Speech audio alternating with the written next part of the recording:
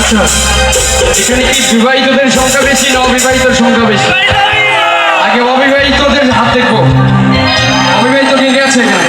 আচ্ছা, এই গানটা অবিবাহিত যারা আছে তাদের জন্য একটা নোটিফিকেশন। ঠিক আছে, মোবাইল ফোন তো সবাই ইউজ করি নাকি? আচ্ছা, এই গানটার সাথে আমরা সবাই একটু মজা করবো, সবাই নাচবো কেমন?